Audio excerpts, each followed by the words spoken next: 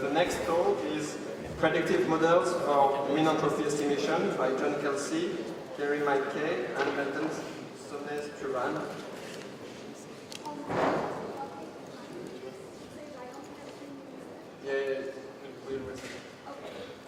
So hello everyone. So this is a talk about entropy estimation, particularly mean entropy estimation for hardware random number generators.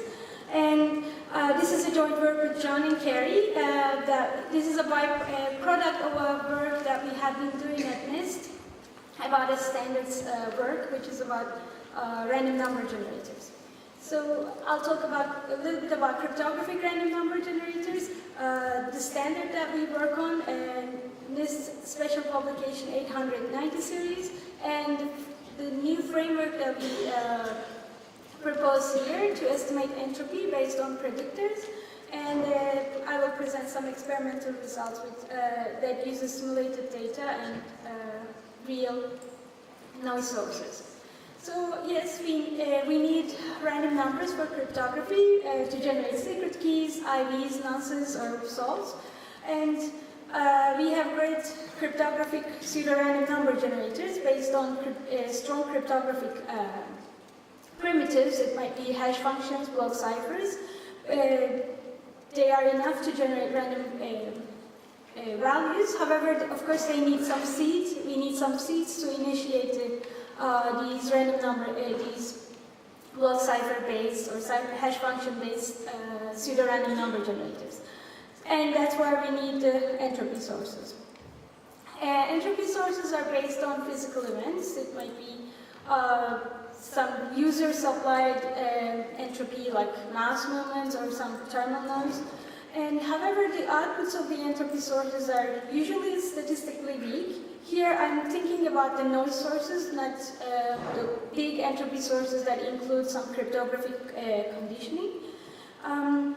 These sources might be, the outputs might be biased or might be correlated. And entropy sources are sometimes fragile and sensitive to external factors as well, such as humidity and temperature. Okay, so the question we are interested in, if you want to generate a secret key of 128 bits, let's suppose, how many bits do you need to draw from your entropy source? So this is actually a real-world problem. In 2012, Henninger had a very important paper titled Mind Your P's and Q's. They performed a large network survey of TLS and SSH servers and collected large number of certificates and then looked at the RSA and DSA keys. And when they analyzed all these keys, they managed to recover some of the private keys of the DSA and RSA keys. So, and then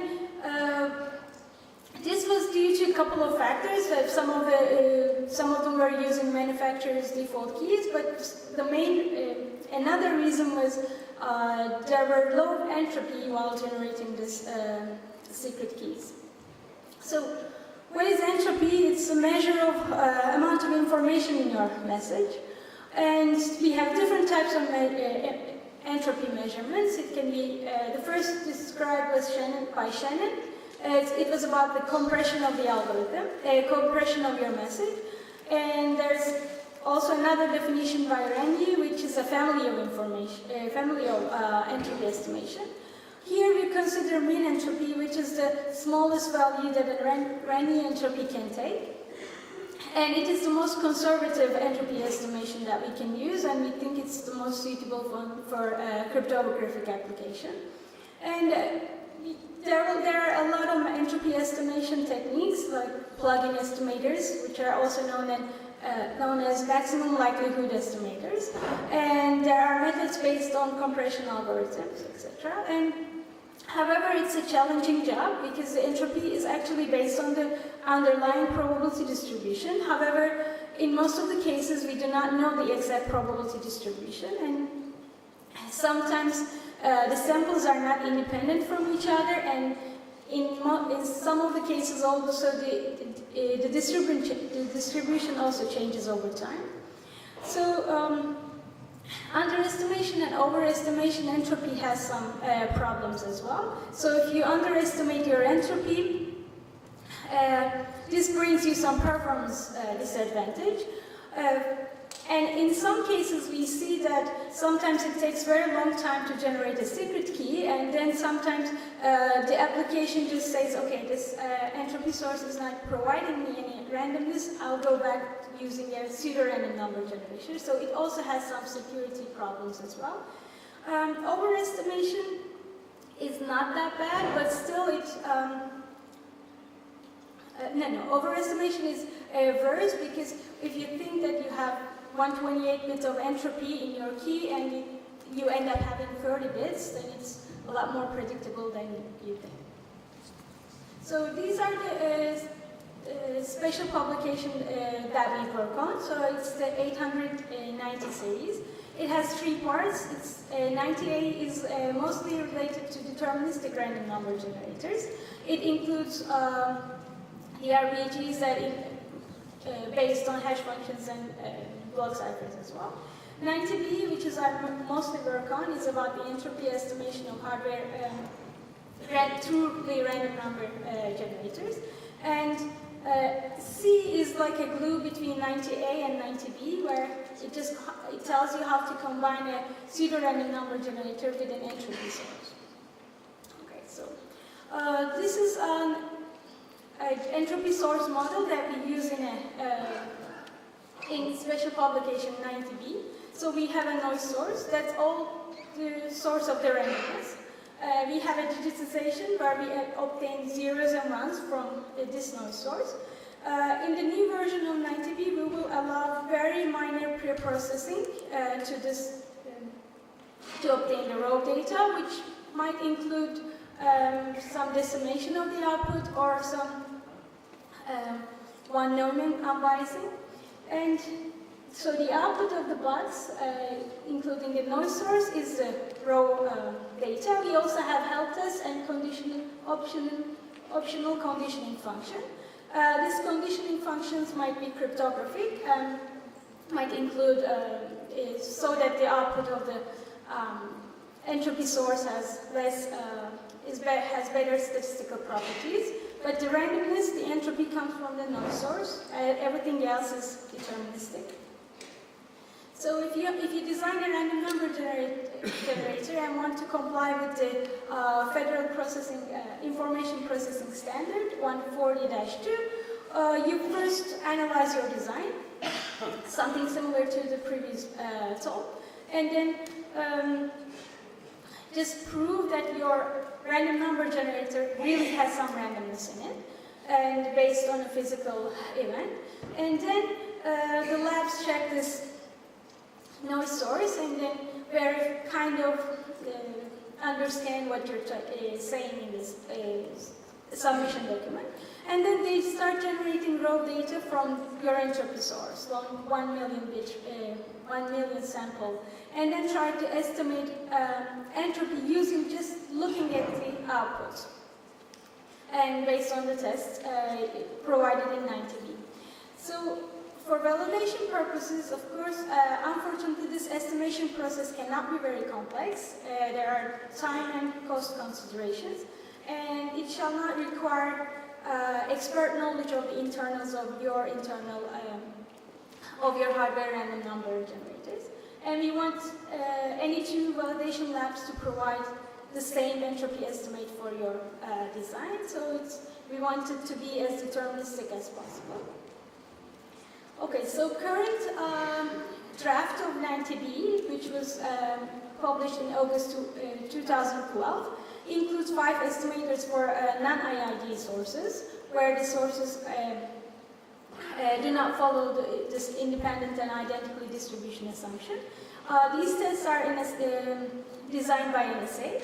So the first one is collision test based on the mean time for a repeated sample value. Partial collection test is based on the number of distinct samples, sample values observed in segments of the output. We have Markov test that models the noise source as a first order Markov model. And we have compression tests based on how much the noise source outputs can be compressed. And we have the frequency test based on the number of occurrence of the most common value. So the final entropy estimate is obtained by, so we obtain an entropy estimate from each method and then take the minimum of all of them to be more conservative. So we made some experiments on these 5 estimators. So they do not really cover every type of, every possible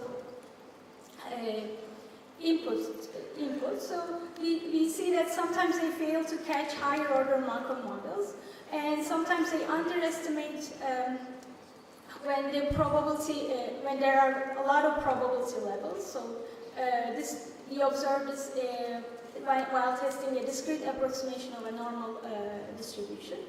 And sometimes it doesn't work well if the probability distribution changes over time. So this brings us to our new framework based on predictors. So predictors mostly work as like an attacker. So the attacker wants to guess the next output bit, so that's what we want to do here as well. So we observe the source outputs and make guesses based on our previous observations.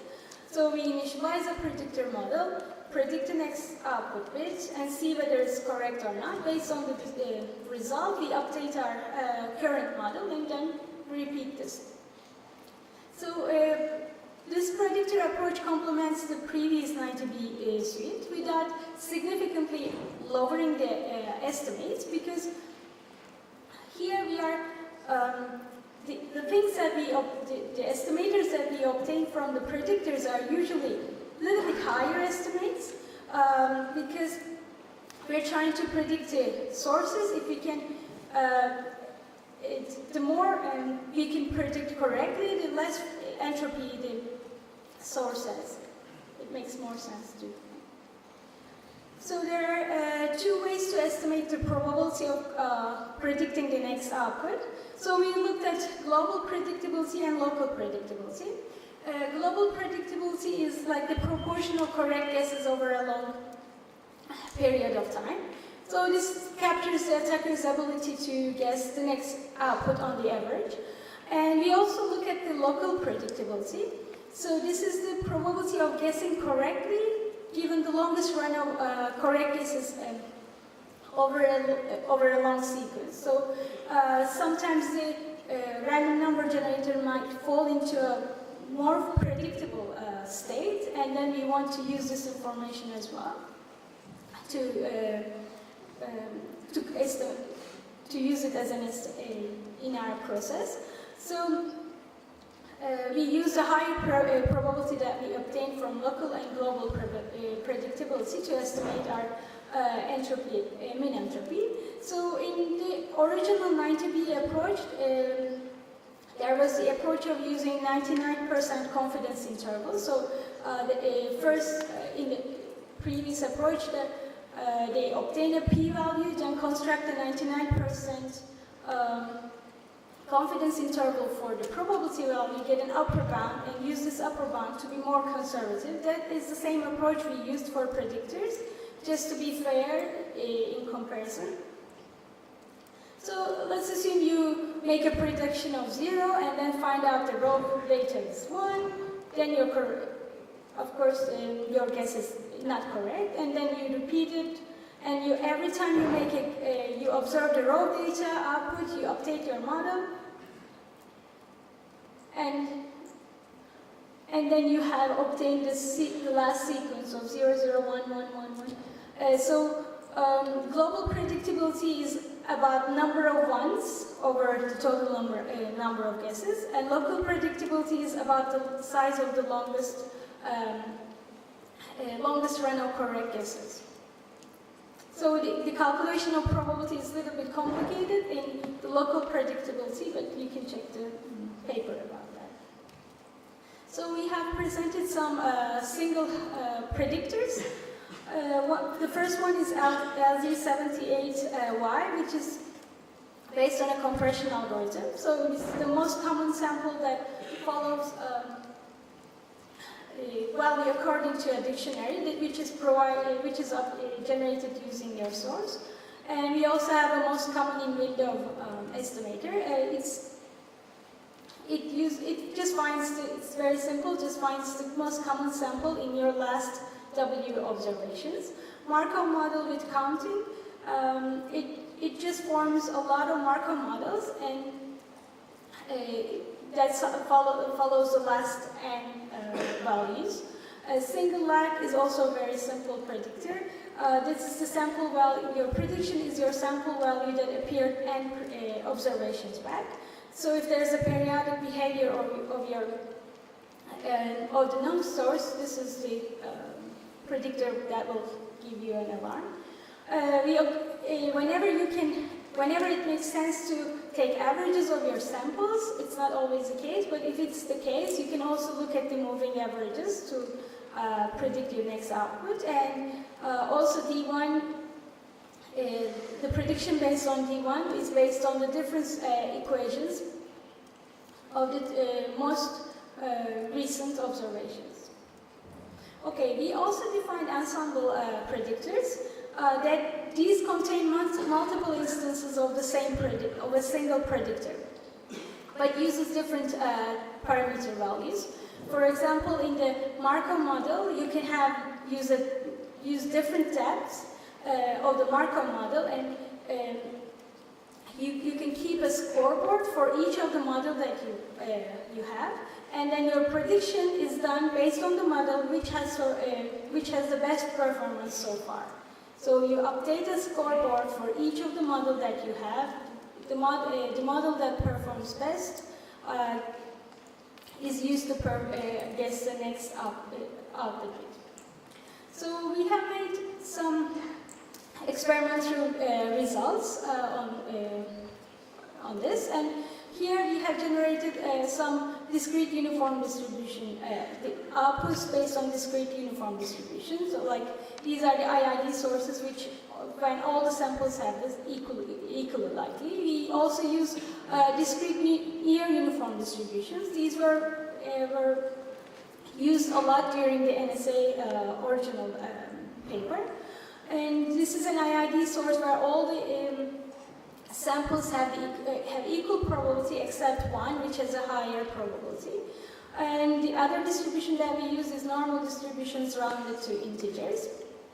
So far, these are all IID distributions. We also had some non-IID distributions, time-varying normal distribution rounded to integers.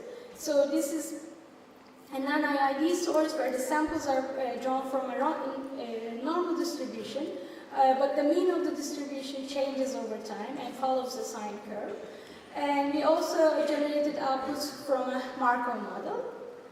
And this is also a non-IID source where the samples are generated using a k-order Markov model.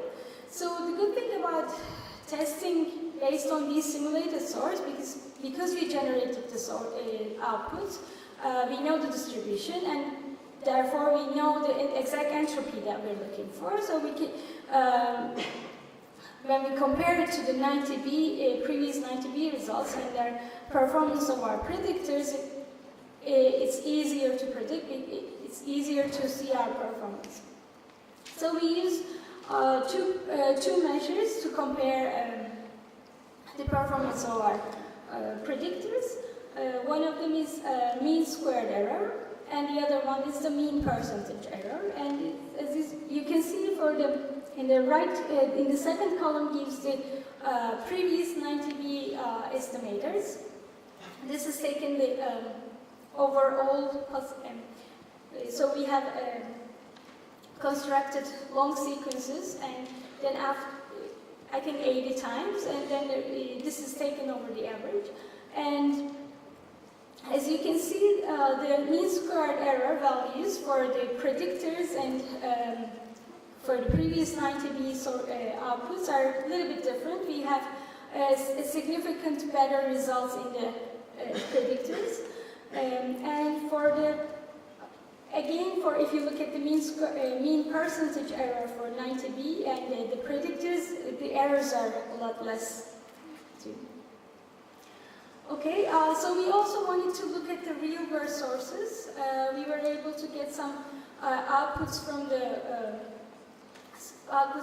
some of the real-world sources, and we wanted to see how the previous entropy estimators and predictors behave.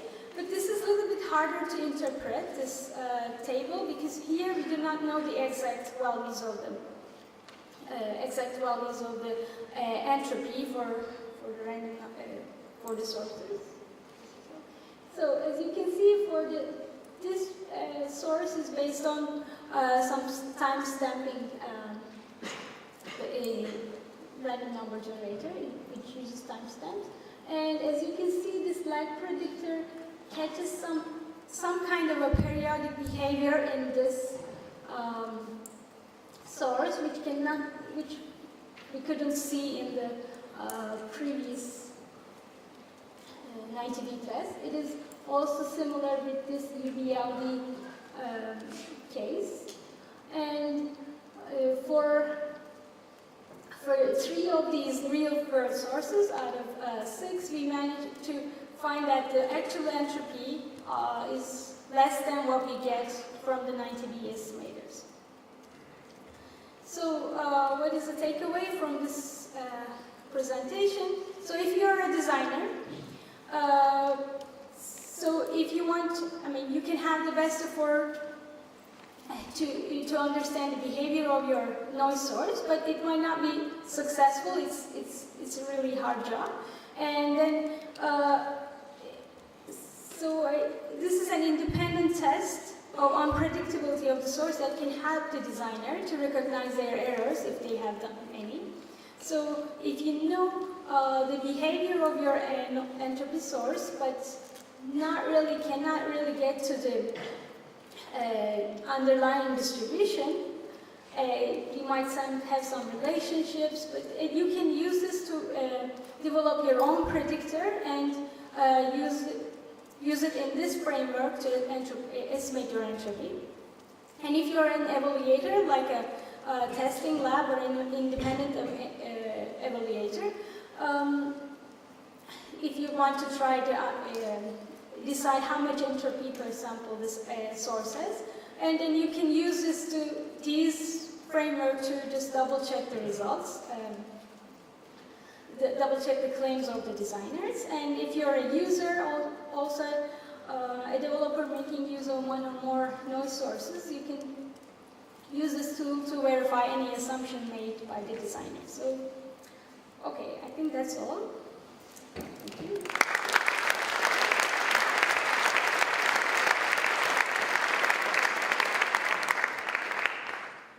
We have time for questions. Thank you.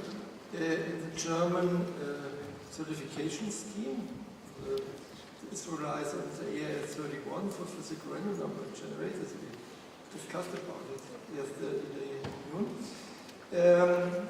The idea is to get a stochastic model that's mandatory, and the applicant has to show that the random numbers have a minimum, has to establish to verify a minimum amount of entropy.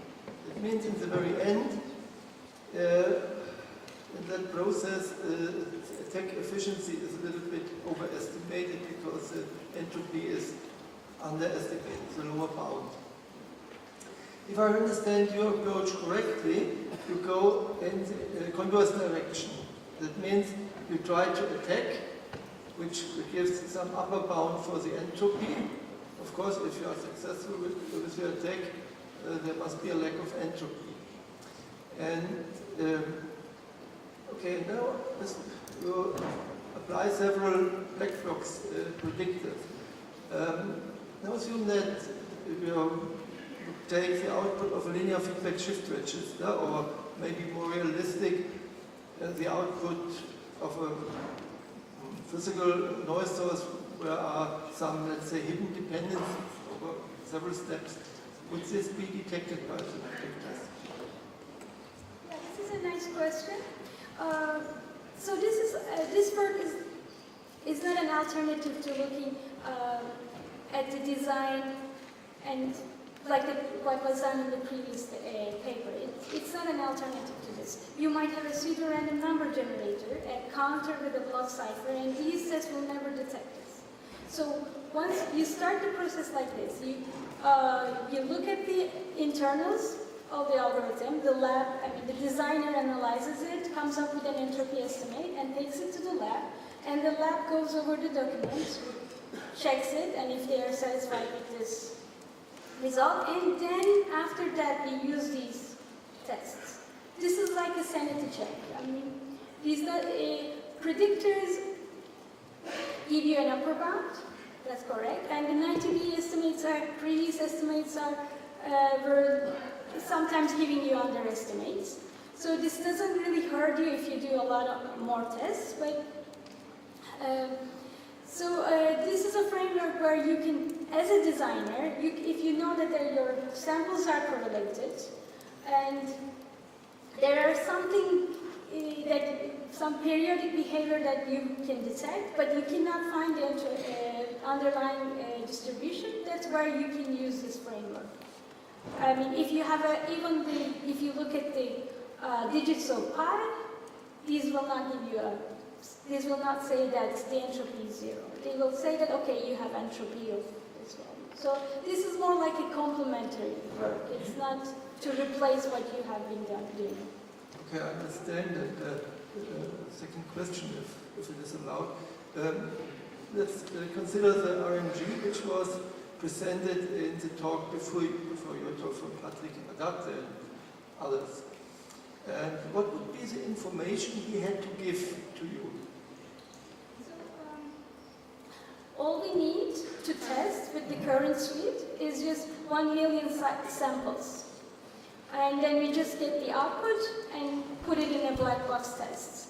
But if he wants to get more out of it, he can give us more information so that we can build a new predictor just for this device, so that it will be a more successful predictor.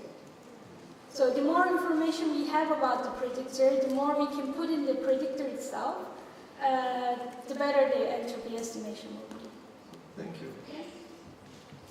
I'm sorry, I think we have run out of time, so let's thank the speaker again.